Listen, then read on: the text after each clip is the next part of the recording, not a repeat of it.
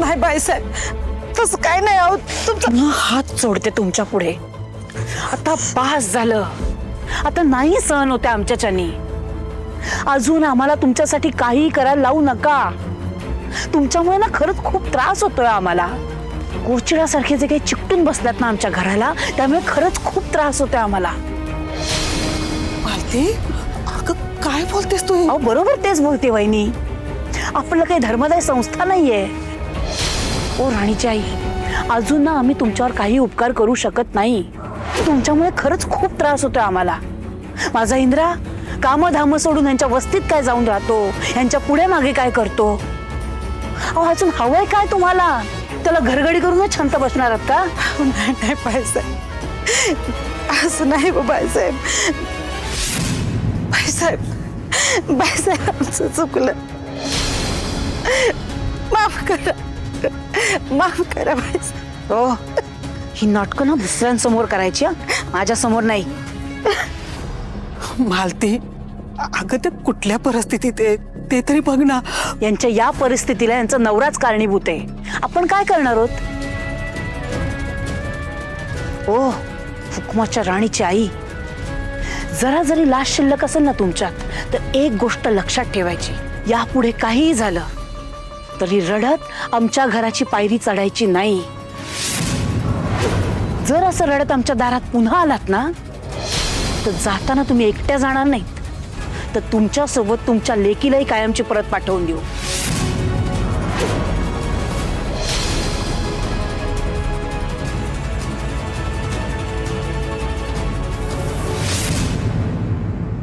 पण मग शेवटचं कुठे दिसले बुवा? तोच एक गोंधळ आहे. गोंधळ आहे म्हणजे नक्की काय झालंय? सांगतो, आपण बघूया. हे बघा, इथे बुवा फिरताना दिसतायत, बरोबर आहे. आणि ह्या बाजूनी मग तुमची गाडी आली. बुवा गाडीत बसले, गाडी निघाली पुढे तुमची, आणि तिथून पुढच्या चौकातून उजव्या साईडला वळाली गाडी. आणि इथून पुढे काही दिसत नाहीये. पण मग सर, ह्या सगळ्यानंतर दिवसभरात बुवा कुठे कुठे दिसले?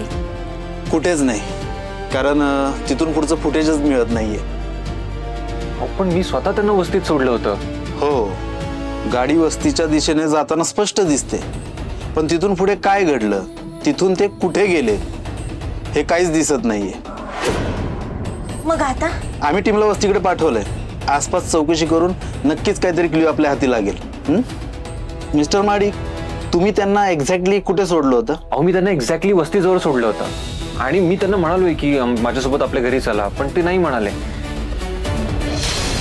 मग मी त्यांना सोडलं आणि तिथून निघालो. ओके, पुढच्या कुठल्याच कॅमेऱ्याच्या फुटेजमध्ये दिसत नाहीयेत का? कोण जाणे.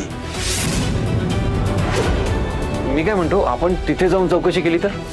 नाही, नको. हवालदार येतच असतील विचारून. तशी सूचना दिली आहे मी त्यांना.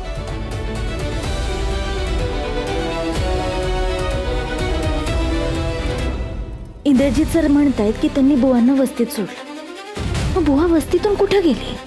आणि ते सीसीटीव्ही मध्ये पण पूर्ण दिवस कुठेच दिसत नाहीये दुसरीकडे. असं कसं शक्य आहे? जर बुवा वस्तीतून बाहेरच पडले नाहीत तर बुवांनी घरी असायला पाहिजे. पण आई म्हणते की बुवा तर घरीच नव्हते आणि इंद्रजित सरांनी बुवांना वस्तीत सोडलं. बुवा वस्तीत पण नाहीयेत, घरी पण नाहीयेत, मग बुवा गेले कुठे? काळजी करू नकोस राणी, सापडतील बुवा. असंही आपण सगळे प्रयत्न. राणी, सर, बुवा गायब होण्याआधी शेवटचं फक्त तुम्हीच पाहिलं होतं त्यांना. तुम्ही नक्की त्यांना तुमच्या गाडीतून उतरवलत ना?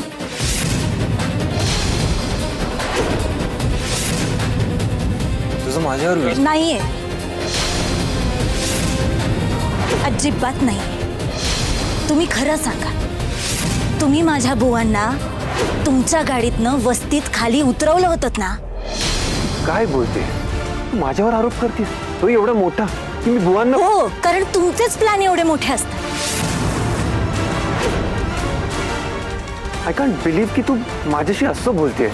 मलाही वाटलं नव्हतं तुम्ही असं वागाल. पण मला माझी बाजू तर मांडू दे. हे बघ, मी मान्य करतो की एकदा चूक झाली आहे माझ्याकडनं, पण याचा अर्थ असा नाही की मी अशी चूक परत करेन. कोणाला माहित? हो, तुम्ही हे असं वागाल हे सुद्धा कोणाला वाटलं होतं का? आणि तुम्ही चुका करत नाही हे तुम्हीच काय म्हणताय? समोरच्यालाही वाटू द्या ना असं. हो, तुमच्यावर विश्वास ठेवा असं वाटला पाहिजे ना. आणि तुला खरंच असं वाटतंय की मी असा वागेन? वागाल सुद्धा. माझा तर तुमच्यावर काडी मात्र विश्वास नाही आता. हे बघ राणी, मी प्रत्येक वेळी तुला मी इथे नाही बोलू शकत. तू गाडीत बस.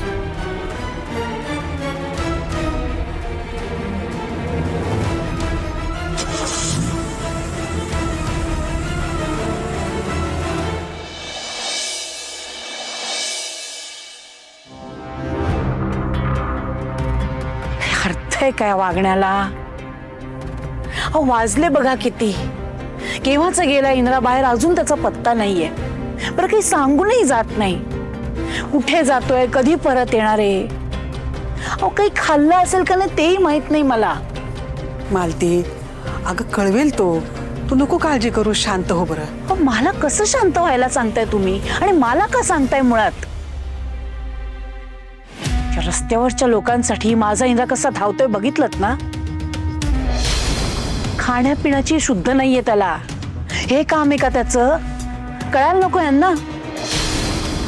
हे सगळं करायचं का यांच्यासाठी? काही झालं की यायचं तोंड वर करून इकडे. अजून काही सेवा करायची का तुमची? नाही सांगा, हो सांगा. तुम्हाला काय हवं नको ते सांगा. आम्हाला दुसरं कामच काय आहे ना. तुमचे पाय बी चेपून द्यायचं का? नको, मग डोकं चेपून देऊ का? आता काहीतरी करायला हवंच ना तुमच्यासाठी. सांगा सांगा. आबांना बोलवून घेऊ का तुमच्या सेवेसाठी? मालती, अहो अगं काय, हेच तर हवंय ना यांना. माझ्या लेकाला तर कामाला झुंपलंच यांनी. आता आमच्या ह्यांनाही झुंपा म्हणावं. अख्खं महाडिक कुटुंब ना तुमच्या सेवेसाठी हजर करते मी, म्हणजे तुमचा जीव शांत होईल. हे शेवटचा तपास. यानंतर या घराच्या दिशेने वळूनही बघायचं नाही. माझ्या मुलाला कामाला लावलंय आणि आता स्वतः मात्र इकडे आराम करणार. आणि आपण आहोतच यांच्या दिमतीला. तर काय बाबा, या सुरेखा मॅडम आपल्या घरी आल्या आहेत. मग आपल्याला अगदी पंचपक्वान्नांचं जेवण बनवावं लागणार. बहिणी, अहो यांची रूम तयार करावी लागेल. जा जा, यांच्या आरामाची व्यवस्था करा. मालती, नको ना. अहो नको कसं? बघताय ना तुम्ही,